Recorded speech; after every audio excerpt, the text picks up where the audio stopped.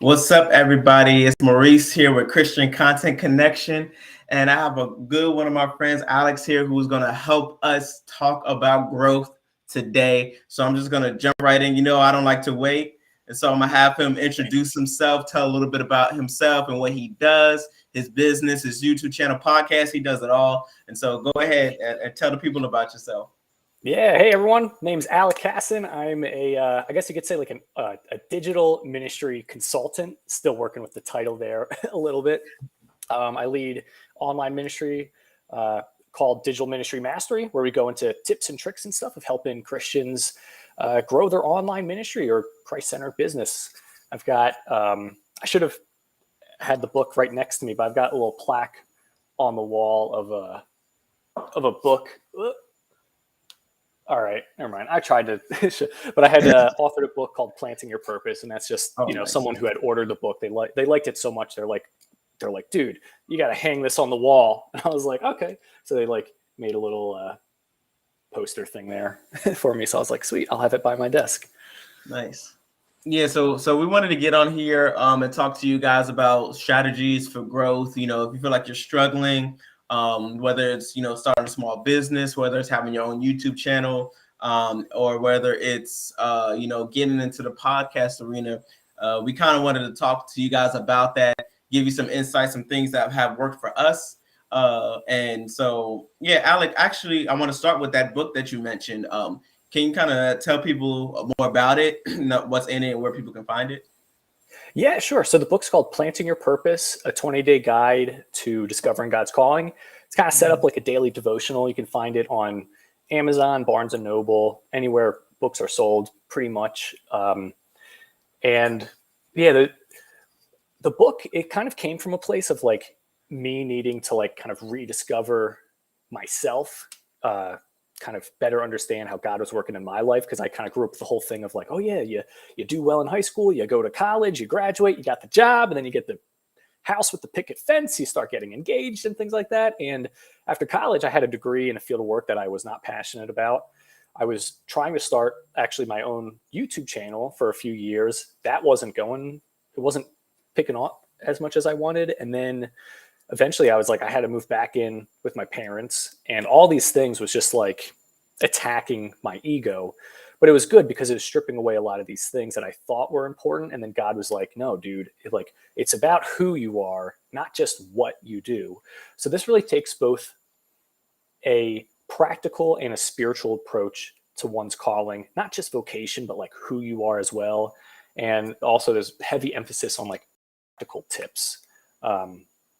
Because I've read a lot of devotionals where they're super heady, and it's kind of like, cool, I like that theology, I like how it sounds, but how does it apply in my life? So in this, there's actual questions you can go through, there's examples, and it's meant to help empower you to actually kind of take some ownership, not just get like theological ideas, but actually apply it in your life. Yeah. So what is to piggyback off of that, because I am one person that I have a book about affirmations, and I find that I later did another book, the one I shared with you, which is Young and Powerful. And the difference between the two books is my first one was just affirmation, the scriptures, kind of devotional. But then the next one that I shared with you kind of goes more into the application process. And so what are your thoughts on that? Because you kind of mentioned, yours has more of a applicable approach to it versus just general theological information for growth. So can you speak more into that, like the difference, so people understand that? Yeah, it's kind of like, because it's so easy to feel inspired by different things that we read in the Bible, and we kind of leave it at that, where it's like it sparks some ideas in our mind, or we're talking with other people about it. But when you take it deeper than just okay, I know this sounds good, but then how does it look in my walk? What can I do to apply it in my daily life? Then it begins to go from a place where you're kind of how people say knowledge is power. Right. I really believe it's knowledge is potential. It's potential power. And then when you start acting on it, that's where a lot of power comes from. So it's sort of like that, where it's sure, you need the knowledge, but then once you start doing it, that's when, real change starts to happen. I hope that kind of answered the Well, question. it does. That's actually, I'm a big advocate for that. I probably said that almost on every connection here that I made, where I said, knowledge, it's only as powerful as you apply it. Like you can be in devotionals all morning long every single day, but then when you get up from that devotional and go about your day, and you're not applying what you've learned, how are you growing? And the same thing with what we have here on today. We can give our best tips and strategies that's helped us out, but if you're not applying this information, how are you gonna grow if you really want to grow?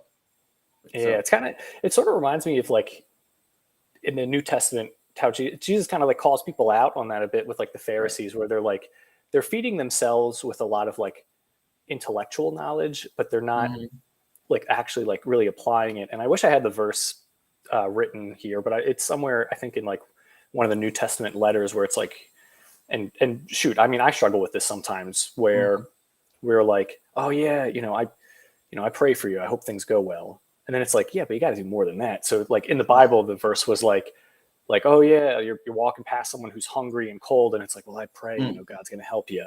And it's like, no, why don't you feed the guy? Why don't you give him like some clothes to keep him warm? Like that's kind of like that next step approach there. Right.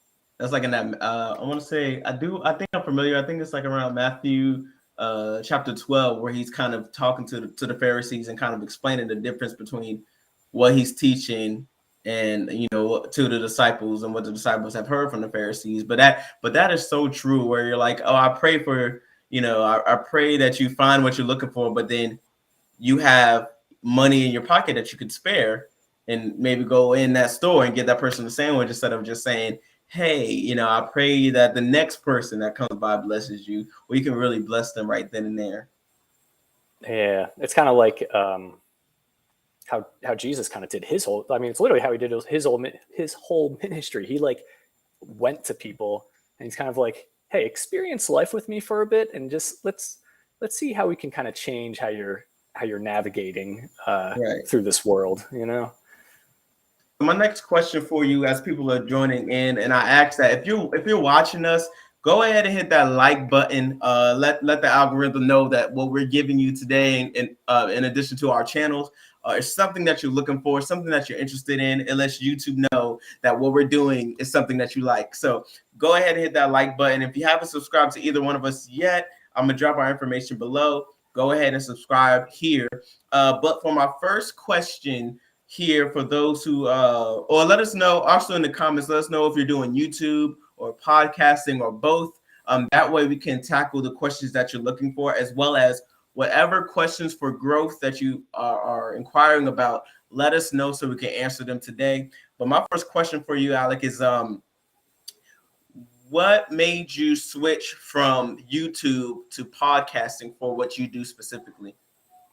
Yeah, well, one of the big things I kind of like alluded to it earlier is I was putting in so much effort into this medium, and it just wasn't giving me the like return on my investment, so to speak. Like I wasn't seeing a lot of the fruits for the labor that I was putting into it.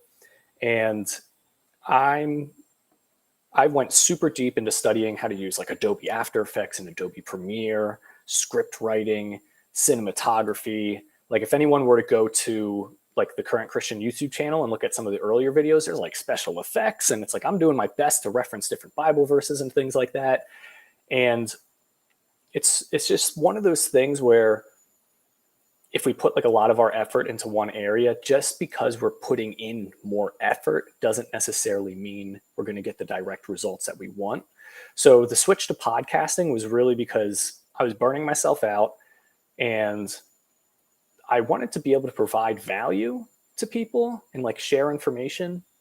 And I saw that podcasting was a way that I could do that without having to be worried about like, okay, how's my hair looking? Is it too distracting for people? Or like, what special effects should I do zooming through the screen? Or how do I set up the camera? And it's like with the podcast, I literally just have my phone and the headphones that it came with.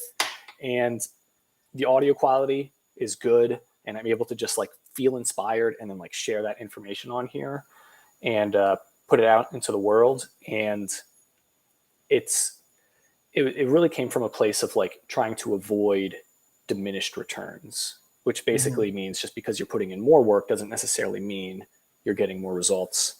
And yeah, there's actually like a really cool, can I share a story real quick? Yeah, go ahead. Cool. All right. So there's this story. I don't recall who the coach was, but there was this football coach who got brought into this team. They like haven't won a Super Bowl in like decades. And he's coming in and he's kind of analyzing everything. And he's like, all right, guys, first thing we're going to do is instead of 2-hour workouts, we're going to cut it down to a half an hour. And already the team, they're like, we love this coach. This is fantastic. And football teams, they got like a board of directors and stuff, and they're hearing about this. And they're like, oh my gosh, we hired a lazy man. This dude's not trying to do any work. And he kept trying to explain to them. He's like, listen, if these men can get results in a half an hour, if it's the same results that they're going to get in a half an hour that they would get in 2 hours, why are they in the gym longer? And then he like applied that to every other area. It's basically like, and it sounds kind of lazy, but it's not, it's strategic. It's like, how can I put in the least amount of effort yet still get the same type of results? And eventually they fired the coach. And then the next year they won the Super Bowl, but all the team players were like, no, it's because of this foundation that he had laid that allowed us to succeed. And hearing that, I'm like, oh man, yeah, where am I putting in more effort than I need to, where I could cut out a lot of things, have more time and still get the same results? And then kind of led to the podcasting there. So that's actually good because I would say, for example, for me personally, I kind of do like this talking head platform where I like to be animated, and I definitely like your podcast, guys. I'll go ahead and drop your podcast, Alec, in the comments so they can subscribe to it. Because as you already could tell, as he's like delivering his stories here, certain people have a voice for podcasting where you can be engaged for that 30-minute, hour-long, however, podcast, especially if they're giving good information that's going to help you grow. But not everyone has that same appeal. The same thing with YouTube. But YouTube, you have, I guess, a broader area where you can do the talking head, or you can do, like devotional videos and different types of things. There's like a wider range of things you can do with YouTube versus podcasting. But even for this type of thing here, this could have been just as easily done on a podcast where, you have two animated people sharing their thoughts and opinions and helping you grow as a person. So yeah, it really comes down to what do you think is best. So I would even inquire for you guys that are listening to kind of reevaluate what specifically do you want to convey to your audience, and then consider, okay, is podcasting the best thing for me, or is YouTube the best thing for me? Because I'm like the opposite of Alec.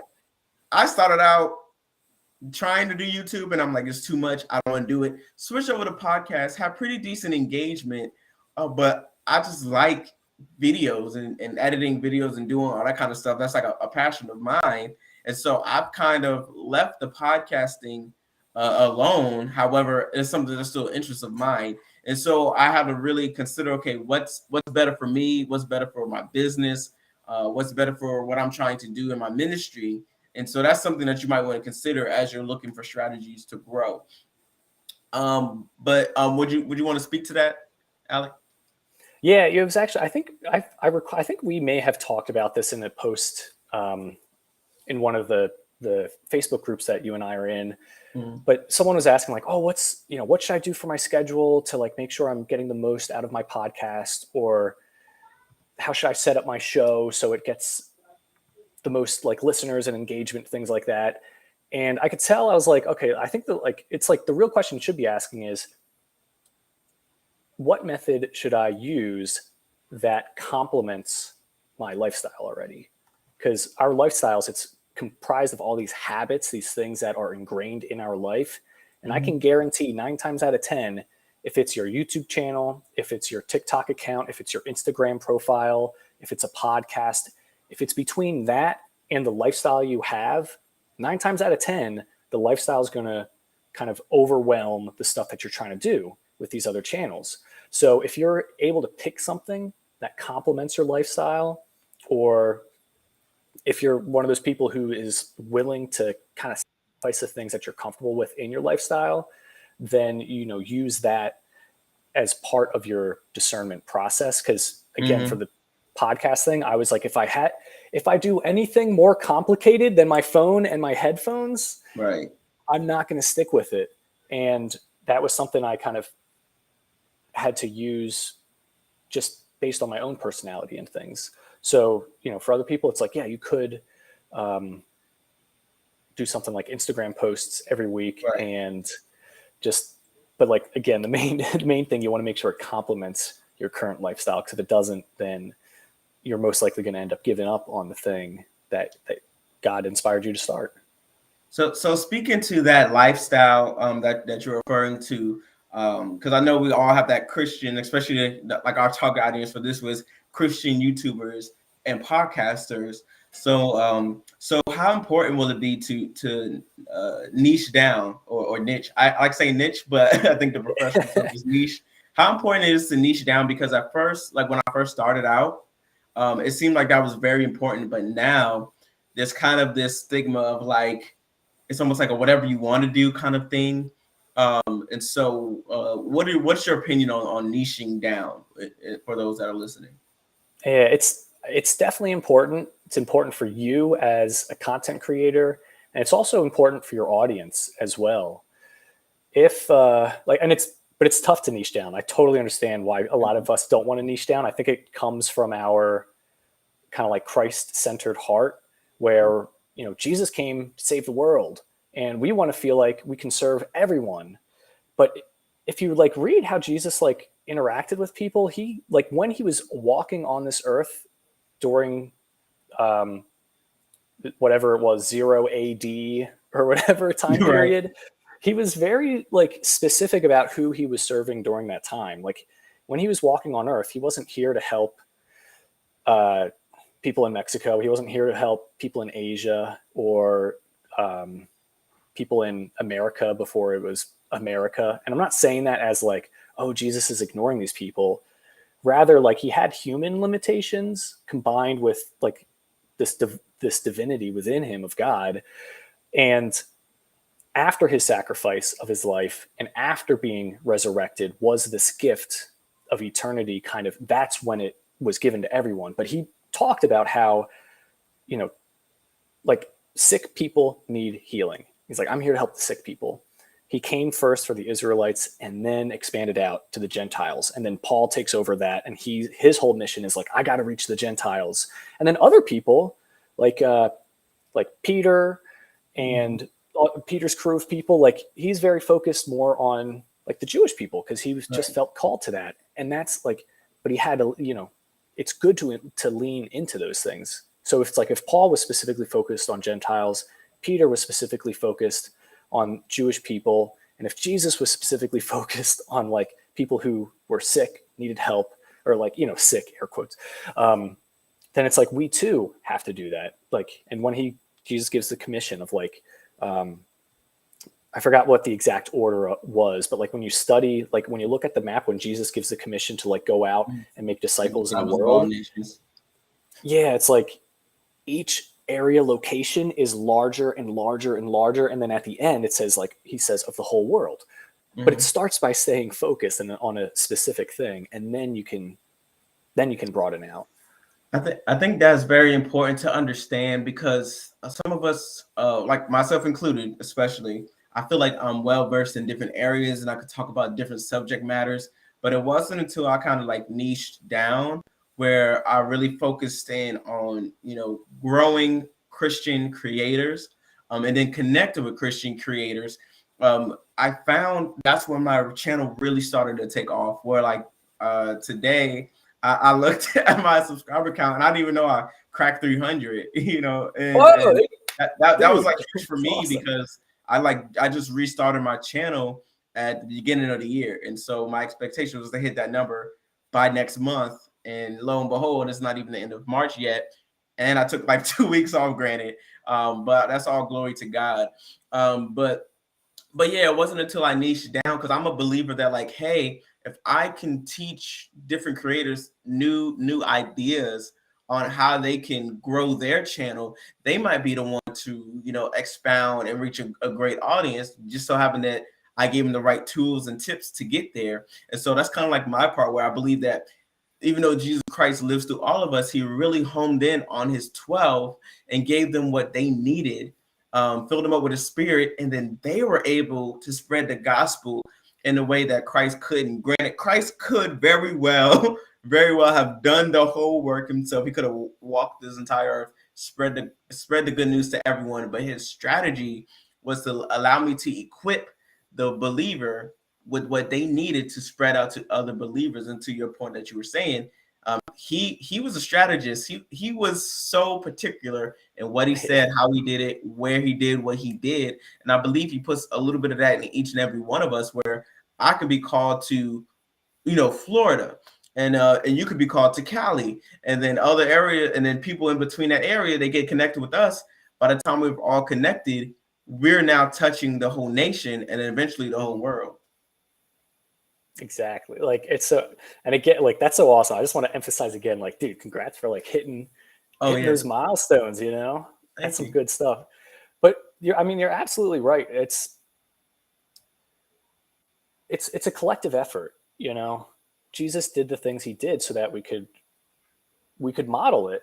So it's like he worked with a small group of people, he equipped those small group of people, and then relied on them, or entrusted them with things. And now through thousands of years, we are now being entrusted too. It's kind of like, it's cool. We're part of, like, I heard this pastor say history, but he's like, it's not just history, it's his story. It's God's story. And it's like, oh, wow.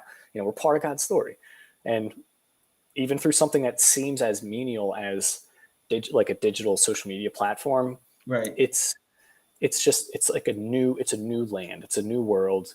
And even though we're not walking on it with our bare feet, it's still like, I was going to say it's still tangible. Like, yeah, I'm getting a little too heady there, but it's still a platform. It's still a place where people can talk and connect together. So it's important for us as Christians to like be in these places as well.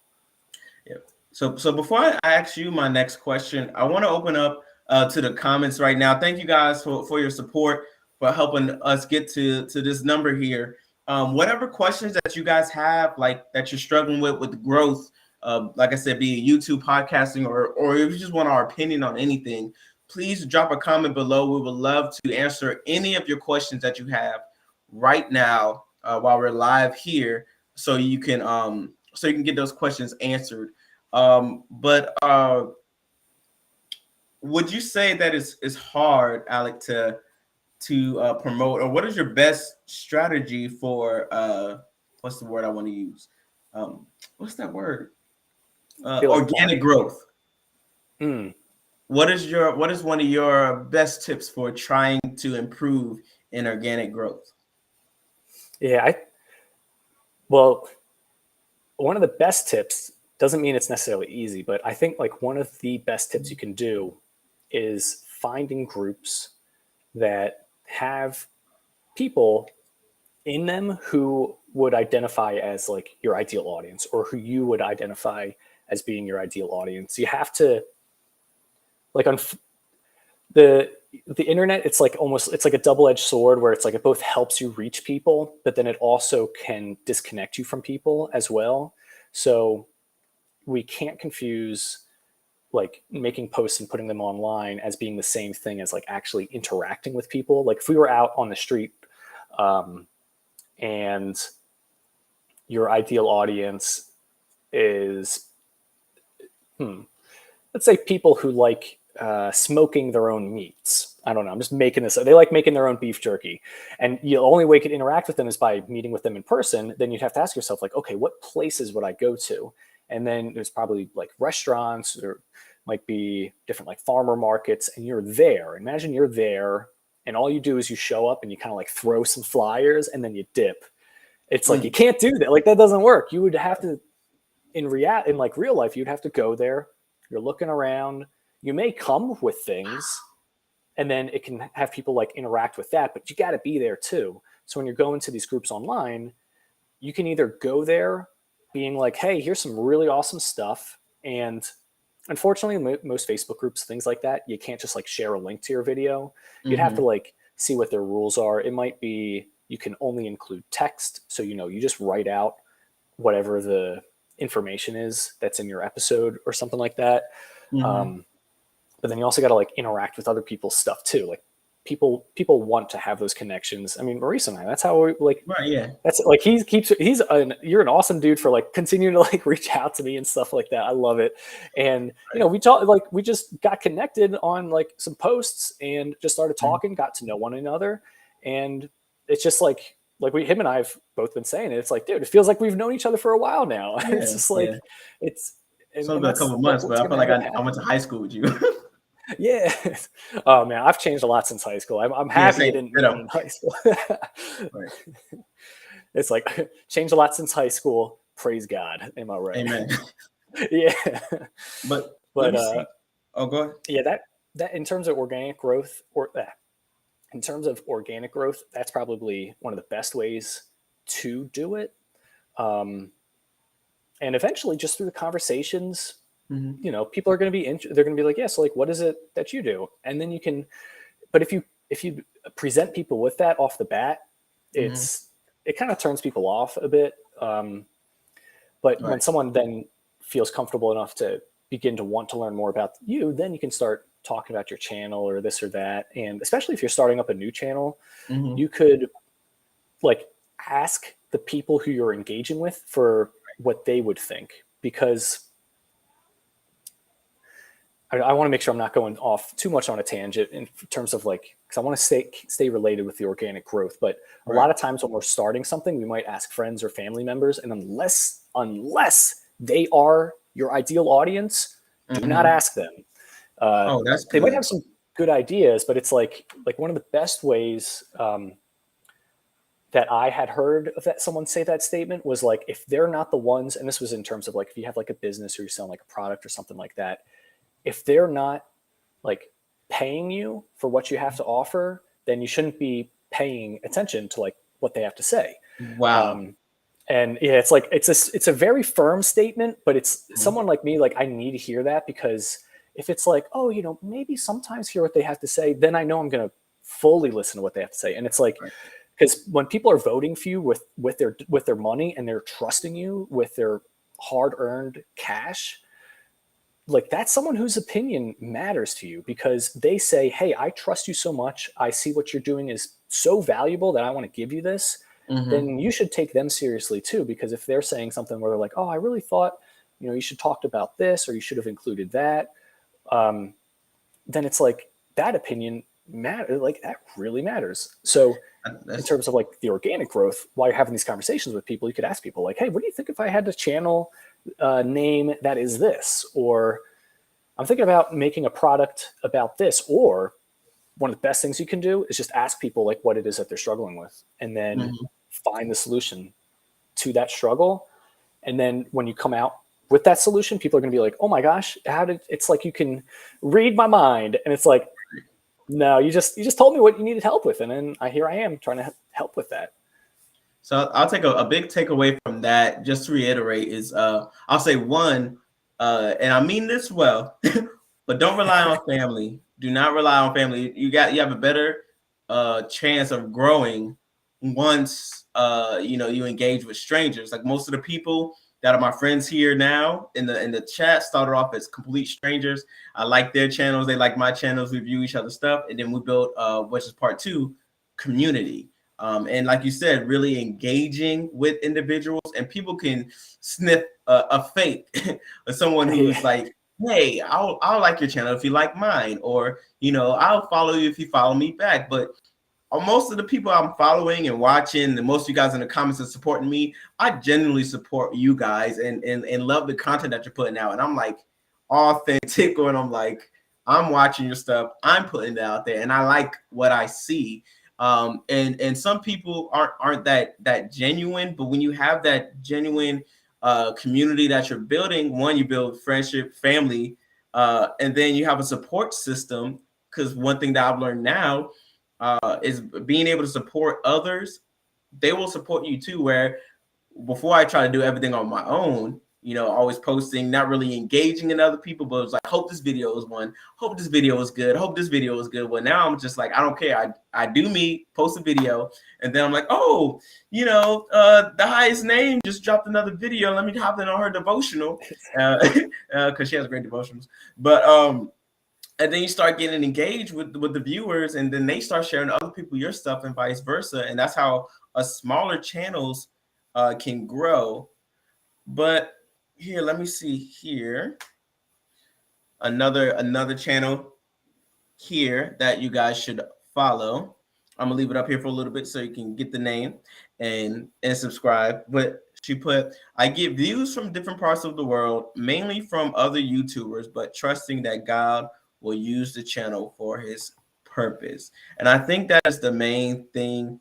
And I love your channel, by the way. And I love seeing your engagement with like your family and the stuff that you do is really engaging, which that is a perfect example. Her channel that I just posted here is a perfect example of something that is really good for YouTube versus podcasting. It's more of a like family vlog style, and just sharing herself, her family, her devotionals, and things of that nature. That is really good for YouTube versus podcasting, because you can't really like just imagine following a podcaster that's like, today me and my family did this, me and my family did that, right? It's not really engaging. People want to kind of see that when you're telling a story in that manner. I'm gonna try to get to another one of these questions here, and I'm gonna let you hop on this one, Alec. Oh yeah, actually, I think that you actually brought up a really good point, and I think we should have addressed earlier too, when it comes to like picking something of like, oh, podcasting or YouTubing. Right. It's like the type of content, like that is, that's spot on. Like I think if I were to do something, if I were to try to do a vlog, but only vlog audio clips, it would sound like a train wreck. Like, what am I listening to? But it's like when you have the visuals associated with it, and it's like, oh, okay, I can understand what's going on there, things like that. Like, because mine was a fairly seamless transition, because all my content is fairly educational in nature. So when it comes to podcasting, that's a big portion of what people listen to. So they're listening for like self-education.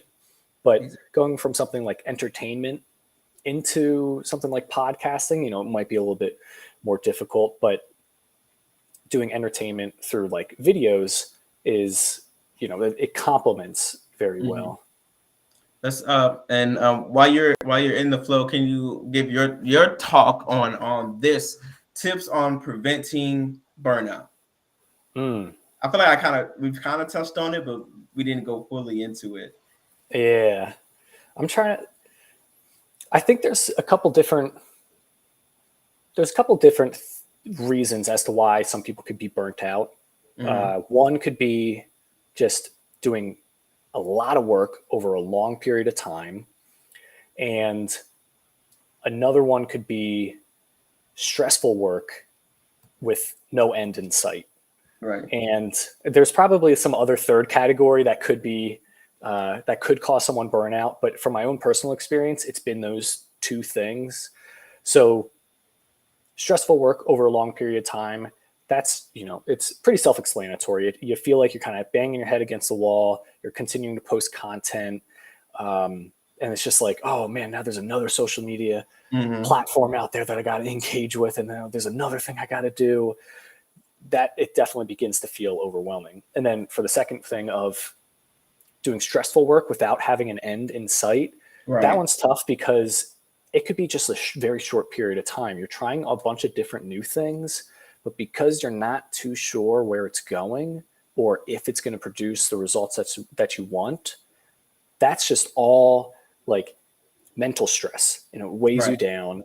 And I was hearing like an analogy of someone saying how like they were running a marathon and it was in a new area. Normally they like to go to these areas beforehand to either train there or just see like what the terrain is looking like, and they didn't have time to. So they're running this marathon. Of course, their GPS watch is broken. They don't know how long they've been running for, and every minute feels like 10. And they're just like, there's no end in sight. I want to stop right now. And They ended up not stopping, and they got to the end, but it was just like a thing that they acknowledged. It was like, man, this was so interesting. By just not knowing what the end was, Right. it felt like way more stressful than it needed to be. Because this person ran marathons before. So when it comes to like preventing burnout, one thing that could really help is having that end in mind, knowing what the goal is, what that aim is that you're heading towards.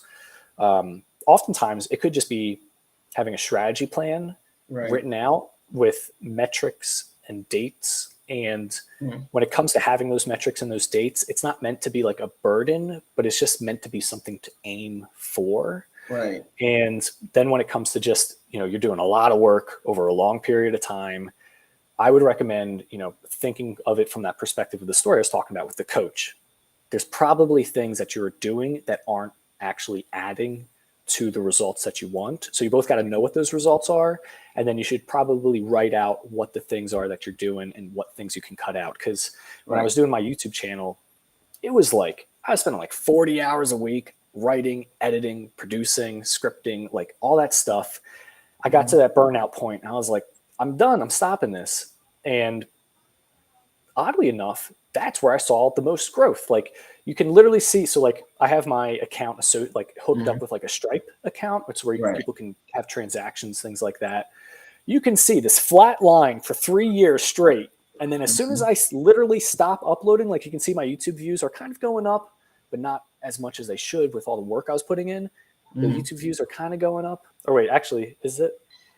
I'm looking at myself mirrored in the camera. Yeah, right. So, no, you're doing it right. Yeah, so it's like YouTube views are slightly going up, and then you can see right at this point I stop uploading, it shoots down, and then the money in the Stripe account start like it's like a hockey curve starts going up. And the big thing I don't like, getting revenue and stuff is certainly cool, but it's like it represents more than that. It represents people who are like trusting me with the content I'm producing, who are looking for real results and are getting those results. And that's what those numbers are beginning to show. Cause it's like, you can have the subscribers, you can have the likes. But it's like, obviously we want to impact people's lives and we need a way to measure that. So it's either through, tracking comments that people are saying, or like when people are trusting you with their finances. Like imagine a church where no one tithes. It's not going to be a church that lasts long, but a church that's like thriving, their community is tithing. And, hopefully the pastor's not scaring people or doing the prosperity gospel there or nothing, but like a healthy church is going to have healthy finances coming in. It's just it's part of the journey. Don't muzzle an ox while it's like treading. So I sort of deviated a little bit there, but you got the end in sight, and then trying to map out. I'll pick up from that because you gave me some, when you were talking, you gave me some ideas that I think are good to note for burnout is acknowledging that that you need to take a break. It's okay to take a break. Some of y'all saw recently, like for example, I recently lost my grandfather. In the beginning of March, I had this whole business plan for my channel to do March Madness. And then when I lost my grandfather, I was like, I'm gonna take a break and just, chill out for a little bit, which was good for me to get good clarity in my headspace and just, get back into a good place because that was a tough loss for me. But I'm still able to give encouragement, which is something that you can do. I would say you can recycle old content. So for example, if you have a popular video, you can look back, you can take a snippet of that video and repost it as a short, or you can just verbatim recite what you already posted in a bigger video and say, hey, I was talking about this. If you want to watch the full video, go to my channel, because your videos kind of circulate to your community where shorts circulate to everyone. So you kind of want to, you can start using shorts as an advantage if you're doing YouTube to grow that channel, recycling old content, repeating old information, breaking up long videos into smaller segments and putting them all as shorts.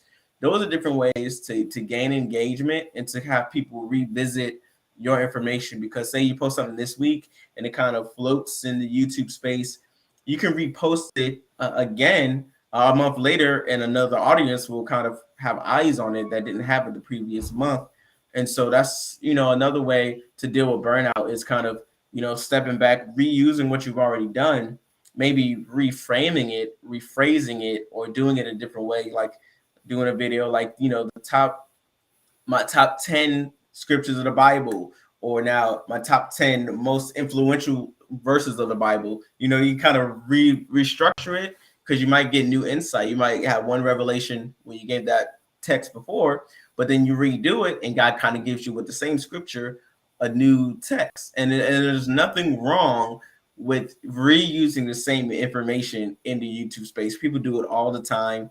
When it comes to building more content, you can probably have the same video said 3 different ways on your channel, no matter what it is that you're doing. So that's something to kind of deal with being burned out and feeling overwhelmed.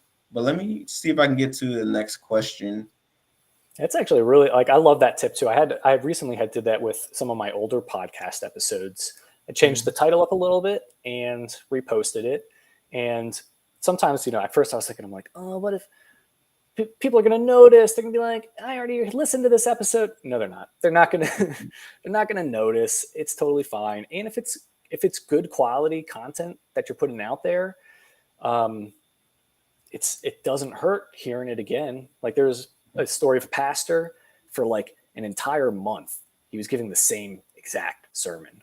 And then eventually when it got into the second month, someone came up to him. They're like, Pastor, because he was kind of old. So they're thinking maybe he is like forgetting that he did the sermon. He's like, they're like, you keep preaching the same message. Like, when are you going to do a new message? And he was like, well, I'm going to do a new message when you apply all the things I taught in this one. And I was like, whoa, okay. But what I'm getting at with that is, like, if it's good content, it's okay if they hear it again. If anything, it's just a reminder to actually like apply the things that are being discussed.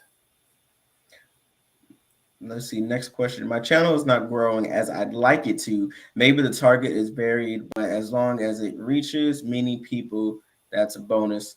That is very good. One rule of thumb I have with trying to get fixated on my target audience is I'm still a published author, but before I did YouTube, I was an author consultant. And so I will help people come up with strategies for publishing books and becoming self-published authors.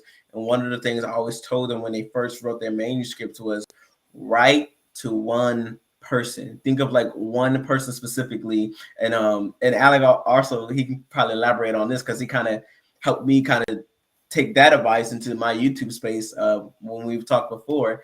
But when you're thinking about like your audience, you can have one specific person in mind, like, you know, what are they about? What do they like to do? You know, where do they fellowship? What are their interests? And you want to come on camera as you're talking to that one person specifically. So even like right now, my mindset is even though I'm trying to help everyone I can, I'm focusing like on one person in particular, trying to be that personal consultant to give you that feel that I'm talking to you specifically, even though there are multiple ones of you watching. And so I want every person I'm engaging with or listening to this to feel like, oh, he's talking to me specifically, like have that one-on-one feel. And when you come off the camera like that, people can better identify with that. But then others that you won't even think of will start to engage in your content. And that's just one of the tips for that question there. But over to Alec. Oh yeah, no, I'm like, that's super solid. Like, I mean, super solid advice. Yeah, it's like you gotta find the specific person who you want your message to kind of like resonate with. I like thinking of it as like love letters. Like, you can't, if you try to write a love letter to everyone, you end up with a Hallmark card that says, "Oh, happy birthday." It's like, okay, cool, thanks. But it's like, if you're writing like a love letter to, it doesn't have to, like, it could be a passionate letter. Let's say, like, you know, just in case you're writing a letter to a friend, you're not going to write them a love letter. But if you're going to be writing them a letter, it's like, oh, it's probably going to be like multiple pages. You're going to have some inside jokes going, you know, different details about them.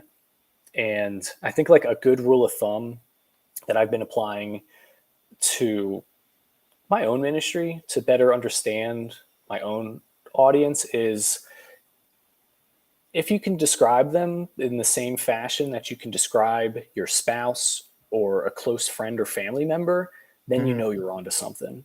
Because if someone asked me early on my YouTube channel, they're like, yeah, so like, who's your target audience for your YouTube channel? I was gonna be like, yeah, Christians, you know, if they're Christian and they're online, it's going to be for them.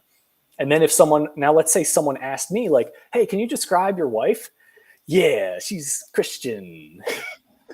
It'd be like, wait, how long have you known her for? This doesn't, Right. was this arranged or something? And it's like, you know, so it's like, if you could think of it like that, like if someone were to ask me to describe her, oh my gosh, I could go on and on, but that would be a whole different video here.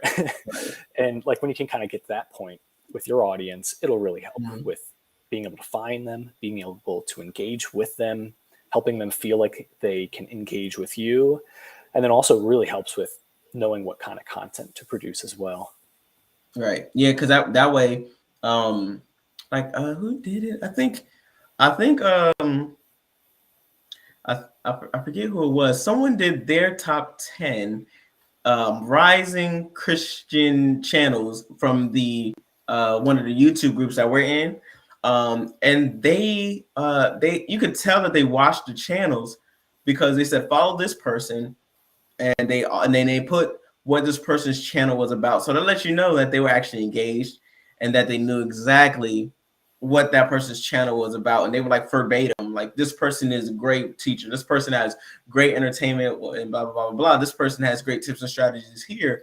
And they were able to identify each person's audience from the consistency in their videos. And that's what we want to convey to our audience when they come to us, when they're looking at my page and say, yeah, I think that was your video. So I was, kind of like throwing a shout out to you. Yep, that was definitely your video that I'm talking about here.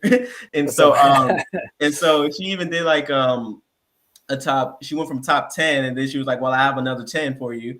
And she just went through a list of shouting out all these other rising Christian YouTube channels that she was interested in, that she likes. And the way she did it was very good. And that kind of like what the person is putting out the content kind of says, hey, I appreciate that, because not only did you notice what I'm about, but you were able to identify my audience. And so you want to be able for your viewers to identify you. Like if you're passing somebody on the street and they're like, man, I am struggling as a Christian podcaster. Like I have good content, but I don't know how to market myself. I'm like, I got this guy here that I can point you to, because he's going to give you this information specifically. And so, and I think that's how we have to put ourselves out there. That's how we have to convey our message. That's how we have to focus on our target audience, right? And so, yeah, and I also did that plug in there too, so to let people know that I know you guys are watching me, but I'm watching you guys too. And I know it feels good to be watched when you're in this space. I know it feels good to be listened to. And so just let you guys know that I'm here. I am supporting you guys the same way you guys are supporting me. Are there any more questions, or are there any other tips for growth that you have? Because I did have another one that I wanted to do. It's going to be like a bonus tip, like just something to consider, because I do like graphic design on the side, and I do I'm getting into coaching, personal development, things of that we've talked about. And so one of the things I found that if you guys want to grow your channel and put some money in your pocket, you can do like a freelancer servicing, where it's basically like Fiverr and Upwork and things of that nature, which is a platform for freelancers, where you can like literally people have like, I'll be your friend for 20 minutes. You can tell me whatever you want. You can put what you do for your YouTube channel and kind of sell that as a resource for you. You can engage and build new audiences and new connections, and then allow that to grow your channel. For example, one of the things I do on my Fiverr account is I do coaching. And so part of that coaching, one of the things I offer is a strategy session where you can pay X amount for that, that service. And then I get, that's the way I get paid through my business. But then now I'm growing in that area of developing others in coaching. So now when I transition over to my YouTube, I'm like, these are some tips and strategies that I've actually helped with different individuals. You have actual engagement, and you don't have to do as much work because those sites have people looking for you already. So you don't have to worry about marketing. So that's one way that you can put money into your pocket, grow your brand or business, depending on what it is that you do. And then from there, kind of have both of those areas work together. And so I just wanted to give that bonus tip out there, something to consider if you do any kind of freelancing like writing, speaking, designing, anything like that that you can do in addition to your podcasting or YouTube. Try those things out. Do some research. See what areas can help you grow. And it's going to take time, but you're going to see the fruit in the end. So, anything else you want to add to that? I think that's an area where a lot of people try to like avoid for some reason. I think that like a lot of us, especially like Christians, may or may not have grew up where it's like people feel finicky around money. Like, oh, I don't know if it's okay to try to make money or do this or that. And like, I mean, you and I, we're not talking about ripping people off. We're also not talking about like, oh, getting filthy, stinking rich over here. It's like, no, you gotta like Use Jesus. You gotta have an income. Yeah, it's like I want to pay my bill with prayer. No, that's not how that works. But it's like, but having like you have to have like an outlet for people to be able to financially contribute to your channel, because without that, then you're sort of relying on things like going viral. And even after you go viral, it doesn't even guarantee you're going to get any income like that. My channel was originally solely built on the hope that people were just going to donate, and wasn't working. Like I said, 3 years, flatline, nothing. And I ended up actually like getting to speak with this like mentor at the time. And he at the time he had like maybe like 20,000 followers on Instagram. And he was telling me a story about how there was this girl who had 1 million followers, and she tried selling her own t-shirt brand and couldn't even sell like a dozen shirts. And then he was pointing out how like, hey, but like, you know, with my channel, I'm able to get like hundreds of thousands from my audience. Right. I was like, that was mind blowing. I was like, why don't more people know about this? And a lot of times just like people are either worried to try to put something out there to then try to ask people to pay for. But also it's like social media companies, they like feed us with this belief that like, if you go viral on our platform, you will be set up for life. And it's just like, of course they want you to believe that, because then you're going to create more content on there. You're also likely going to create content that gets people to stay on their platform longer, because that's their end goal. They want people on their platform longer. They want content that is specifically tailored to advertisers. And if you can provide those things and you can help them win, then they'll give you a little bit on the side to help you out a little bit too. But you know, if we're producing things that are like Christian content, likely our content's not going to be pushed towards the top, because it could be touchy for advertisers.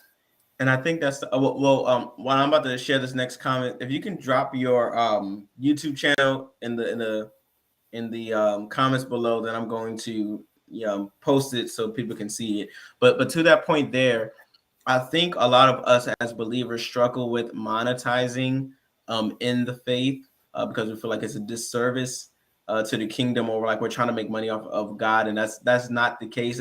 I will say it's very dependent on what you do.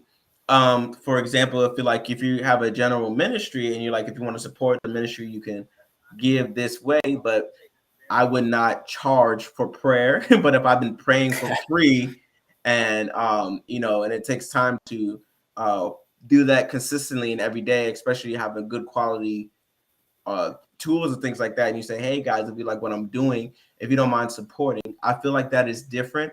But if your intent is to make money off of godly services, I feel like that is wrong. But if you're doing things that require you to profit, then I believe that's okay. For example, YouTube was set up in a way for monetization, and I believe that that's something that can be a blessing, especially if you're growing. That monetization can help you grow more and get the word of God to more ears, more people. in the body of Christ. And so I feel like you have to look at the great spectrum. In addition to that, I know we talked about it earlier. Sorry, and I made a video about it as well. That and I'm gonna post it later too when I'm talking about the principles of tithing and giving. I think I posted a snippet of that in my last video. But there's certain principles that come with giving, and God blesses those that give. And not to go on a tangent or anything else like that, but I felt like just dropping that that concept or that idea out there, that don't be fearful, because I think that's what prevents us from putting out a lot of quality things or things that we're doing as Christians, because there's like the stigma of like, oh, Christians shouldn't get paid for that, or Christians, or that's ungodly for us to do this thing in the name of God and make money off of it. And so my prayer is that we find what areas are right and what areas we should not be monetizing in, and then not be afraid to monetize for the kingdom's sake. Yeah, it's like the difference between, like, because I'm sure in biblical times there was probably Israelites selling like pottery or food, things like that. But where the line got crossed was when you had people in the temple selling a means for people to be forgiven for stuff. And just as Maurice was saying, it's like, yeah, you don't try to sell prayers, things like that. It's like, that's when you're really like, you're putting like a pay barrier between someone and their relationship with God, and his like that totally goes against everything that he was trying to do in the first place. So, because it's like the whole point of like him coming down to earth to die for our sins was so that there would be no barrier between us and him. And then if any of us come along and we're like, oh, well, there is a barrier and it costs $5, then it's like, what? No, that's ridiculous. But you could easily be like, I was attending this, or I was watching a Christian leadership summit, like live stream thing. And there's a guy, he's sharing all this great like insight and stuff of like how to like have like Christly character in like in the workplace and this or that. And then at the very end, there was like a Q&A, and someone asked her like, yeah, so you talked about like, representing like Jesus in the workplace and stuff. And that might be easy for you, like being a pastor, but how would we do it? And the guy's like, oh, I'm sorry. He's like, I'm sorry I didn't clarify. Yeah, I'm not a pastor. I actually specialize in shipping large items. And then they're like, what do you mean large items? He's like, well, you know how you need cranes to build things? That's something we would ship. Or sometimes we ship ships. If it's a big enough ship, we'll ship a ship. And it's like, what? But like, you don't think of transporting like large utilities as anything related to God. Yet he comes into the workplace and he works with other people who he's doing contracts with, and he has like this Christly character about him, and people in the workplace love it, and the people who he works with recognize that as well. And he said he's like, yeah, it's fantastic both for me spiritually, and it's been fantastic for my business as well. And it has nothing to do with anything religious-y. Right. I totally agree. Like, and like knowing, and really just knowing, that you're doing something for God. I believe God's going to bless you anyhow, even in that story. Or if you carry yourself in a certain demeanor, like I've experienced countless times where people will ask, am I a pastor? Do I have my own church or things of that nature? I'm like, no, I'm just a child of God. Yeah, I'm licensed minister at my church, but even in that, it's not like I'm like this big thing. Like, I just want to serve.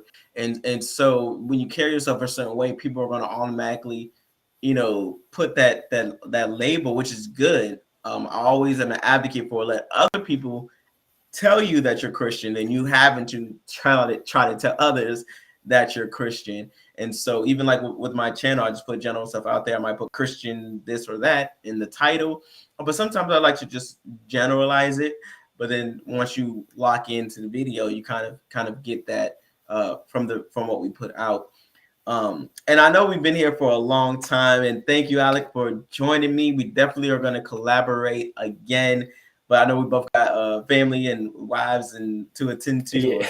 So do you have any closing remarks? I'm gonna let you finish us out. Any tips, closing remarks, or anything you would like to share before we close out here today?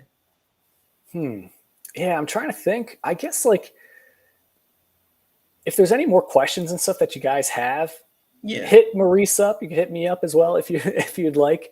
But I feel like we kind of almost like just barely scratched the surface on some of these topics. Like I'm almost like, let's do another hour, but that's I feel like my throat would probably not thank me for that. But look, this is what I will do. Let me know what your schedule's looking like. While we're live here, I'm gonna say I'm gonna try to shoot for maybe Wednesday, Thursday, but when we get offline, we can kind of confirm it.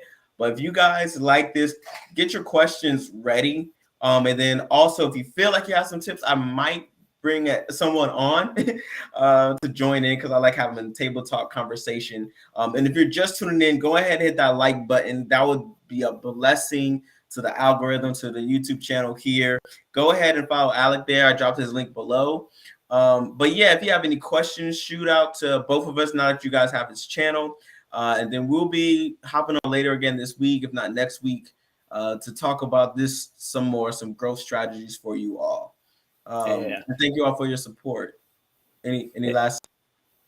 Oh no, it's been a pleasure. Like this was a lot of fun. I felt like I got super inspired hearing a lot of stuff you were sharing. I hope everyone else was feeling inspired by kind of like the different topics and things we were discussing throughout. Well, thank you, Alex. You were definitely an inspiration to me and gave me a lot to think about. And I love the stories, man. So your stories are always welcome on here. But thank you, guys. Storyteller. Yes. Yeah, definitely go. I pinned his podcast too. Great podcast. If you're looking to get into podcasting, I strongly encourage you guys to listen to that. And as always, be encouraged, to be blessed, be inspired. Catch you guys on another episode of Christian Content Connection.